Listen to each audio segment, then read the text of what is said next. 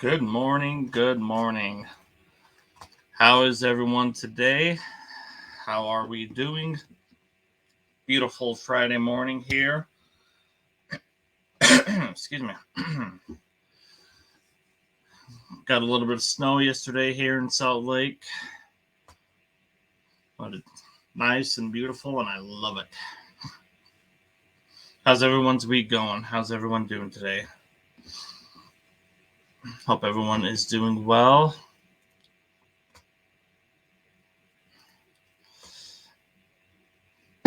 What are your plans for this weekend?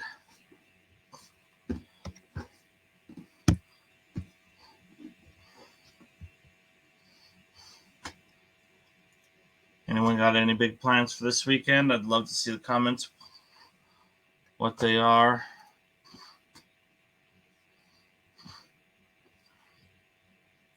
I know mine include some snow shoveling, going to a birthday party for my son's friend, and hanging out with family. What's everyone's plan for this weekend?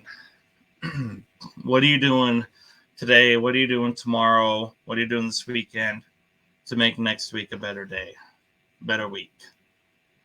What are you doing today to make the rest of this month a better month? Please put in the comment below. I'd love to hear about it. But today I'm excited for our guest host, Camilla Jeffs. Camilla, how are you? I'm great. How are you, Kitty? Doing very well. Thank you for taking the time to join us today. Appreciate it. So if you wouldn't Yeah, I'm mind, excited. just give us a little introduction of who you are and what you do. Yeah. Hey, everyone. I'm Camilla Jeffs, and I'm a full time real estate investor as of about 8 weeks ago. I left my W 2 job to go full time in real estate. And currently, I focus on large multifamily properties. And my business Steady Stream Investments is a business that's an educational business that educates first time passive investors how to get involved in a group investment. And it's really great, and I love working in it. That is awesome. I've dabbled in real estate myself a little bit. It's taken a back burner at the moment, but I still keep tabs on it. So one of the things that I've looked forward to with this is um, you invest in the community. Well, sorry, let me rephrase that. You tried to make a positive impact in the community where you invest. Tell us a little bit more about that and how you do that. Yeah. So when I was started out investing as a single family investor, I really enjoyed renting out my homes to Section 8 tenants. And it was a fantastic experience because I was able to provide affordable housing for those in need. And I had some really great experiences that way.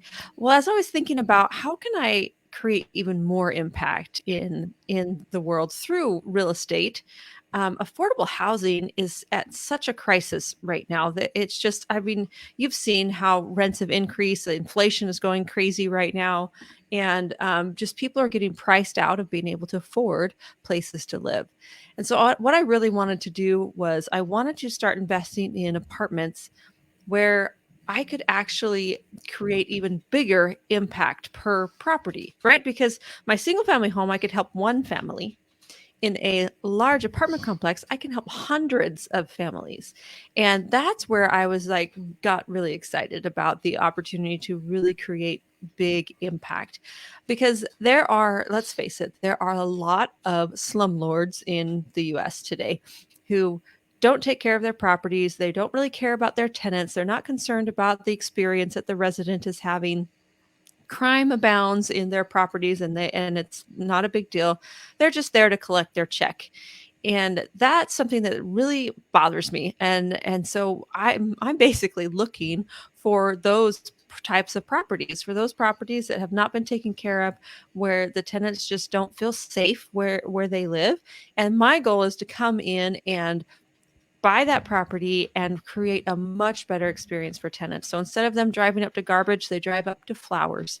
They have, and we create safety for them. We get rid of the crime and make sure that the families that live there feel really good about their housing situation. And we try to do that by as much as possible without raising rents a whole ton, right? We'll have to raise them a little bit sometimes, but the goal here is to go in and to just create better communities for people in more affordable housing places. I love that. And as you were talking, I could tell, and in our previous conversations as well, that one of your passions and purposes combined is helping and serving others. Is that a correct statement? You know, Yes, for and sure. I love how you've been able to utilize real estate to do that, as one avenue, and you're not just in it simply for the dollar amount and stuff. And I love that. Why real estate? What got you into real estate? What got you excited? What made you decide to pursue that as a full-time income and quit your W-2? Yeah. So in the beginning, real estate investing was kind of a necessity for me. My husband and I were living in a garage apartment, and we were young newlyweds, both going to school, both working full time, just not very much money, right? Very, very low wages. And therefore living in a garage apartment. And our landlady came over and she talked to us, and I was asking her, I just said, well, how are you doing what you're doing? I was really intrigued by her owning several different places for people to rent. And as that conversation unfolded, she suggested that we buy a house. And I was like, no, no, no, we can't afford a house. Like, we can barely afford this garage apartment. And she said, no, no, listen, you could buy a house that had a basement apartment and you could rent that out.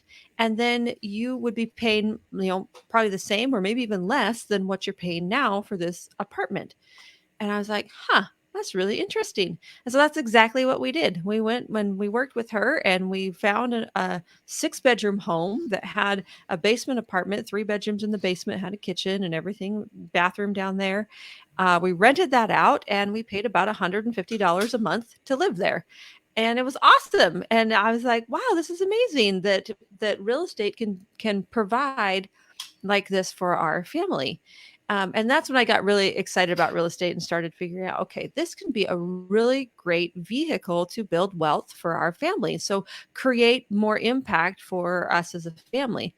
And so at first, that's what it was about. It was about building wealth for our family. And so that's what I was working on. That was what I was working on. And then I got into, Section 8 tenants. And then I realized, wow, the power of real estate combined with building wealth for your own family, you can actually create you provide a basic necessity of life for people and create impact in their world too. And that's why I got so excited about real estate, because I felt like this is something I know, this is something I can do, and everybody needs a place to live. And it's something that I can really step into and provide. Thank you. That is so awesome. And like you just mentioned, the impact of not only your family but so many others along the way, that you've been able to help in your own way, um, is just awesome. Because there's at least for me, there's no real greater feeling than serving others. That's what it boils down to. And if you benefit on the side, that's a bonus kind of thing. If your heart's in the right place, then the money will come, or the reward will come. But that'll be just a bonus on top of serving others and creating impact. And you brought up something else that I want to talk about more, and also apply to not just real estate, but any passion, any dream. You mentioned that you didn't think you could afford a house, but talking with your landlady, you figured out a way to do it. You figured out a way to pursue that dream, pursue that passion. And I would venture to say that that's the same case for pretty much all across the board. Is that something you might agree with? Yeah, for sure. I mean, when you're I think, well, you think about limiting beliefs, right? And it's something that I think about all the time is that we have these beliefs about what we can and cannot achieve. And we have beliefs about what we can and cannot do. And we even have beliefs about who we are and who we are not.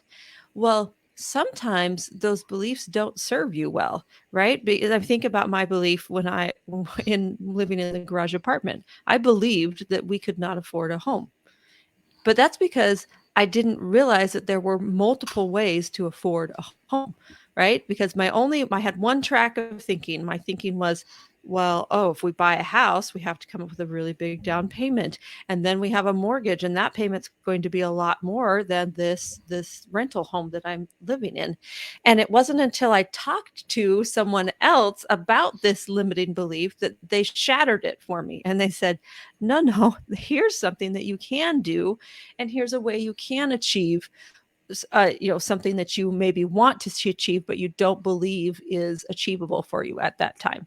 And I think that can happen that happens to me all the time. Like, I have limiting beliefs about what I can do and what I can't do, and then I'll talk to someone else and they'll shatter that and help me to grow. And I think that's a great way to grow, is to work through those limiting beliefs about yourself. Exactly, because so many times it's not even relevant anymore what those limiting beliefs are. You know, Mhm. you realize that they, like you said, they no longer serve you, and they're just not true. You know, you think something once or whatever. It um I like the story of the ham, you know, cooking the Christmas ham or whatever. And so the mom goes to make the ham and she cuts the ends off and puts it in the pan. And her daughter asks, "Why do we do that?" It's because what grandma did. But she didn't know. It's just what grandma did. So it was what she believed, what she always knew. So she called grandma, "Hey, grandma, why do we cut the ends off the ham?" That's simple. It wouldn't fit in my pan. You know, so if you really analyze and dive deep into those and um, question for more understanding, then then you'll find that how much they may not serve you anymore, or how much you can change about that. You know, I'm currently in the process of writing a book, and I have no idea how to get it from point A to point B. So I just asked on Facebook, and then I had like 15 people responding and reaching out to me. Yeah. So, you know, so just ask, you know, Right, right. Yeah, just don't live in your own mind. You've got to like branch out and ask and talk to other people because they have experiences that you will definitely benefit from. absolutely. Or they know somebody that does, or they know how to do this part Mhm. of it, and they know somebody that knows how to do this part, and they know somebody that knows how to do this part. So I love that. Um, Something else I really loved and wanted to talk about is investing as a family. You know, a Mhm. lot of times when we're pursuing dreams, um we have like our own dreams and stuff, and there's one that's running the show usually in a couple situations, at least in my experience. There's one that's kind of usually running the show for that dream and stuff, and then you have the supportive family.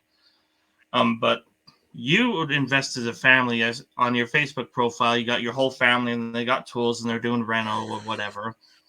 How has that impacted how you invest, and how has that impacted your family? Yeah, it's made a huge impact. I think that involving the family in real estate has been a really great thing for us, and there some of the, a couple of the reasons why. So number one, training children about hard work, right? What does hard work mean?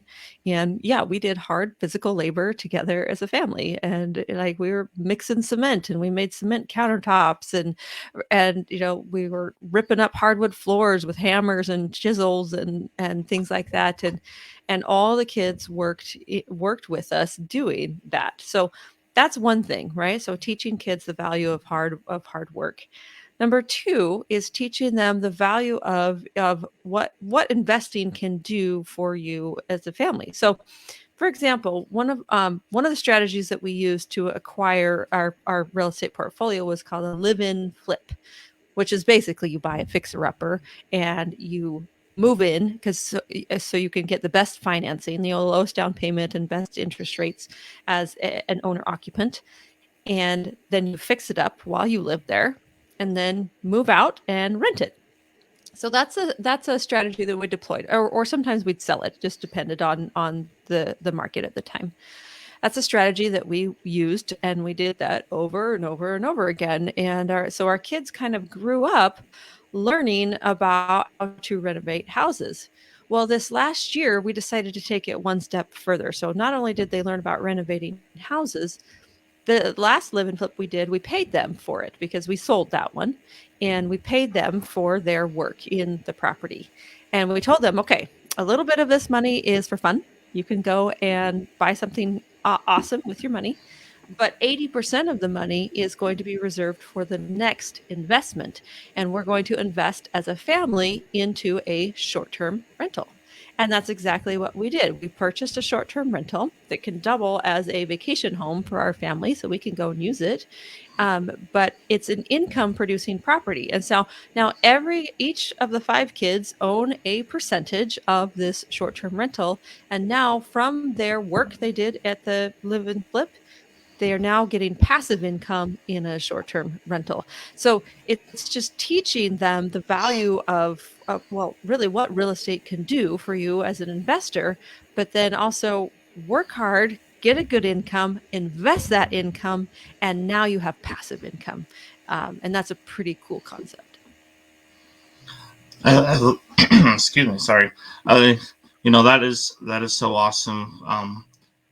As I know, working with my dad was a general contractor electrician, and so I grew up with the screwdriver and the drill and the stuff like that, and I played with those versus the more of the normal toys and stuff. But I've I've never regretted having that work ethic and that reward of job well done, in my life, and now Hmm. being able to show my son that is huge. It may be hard work, and sure, I don't want to get up and go do it, but I'm happy for what it's provided for me, and I'm happy to see that he's starting to understand that, and getting a little bit of that passive income coming back in and that reward, and Hmm. um, understanding how that works.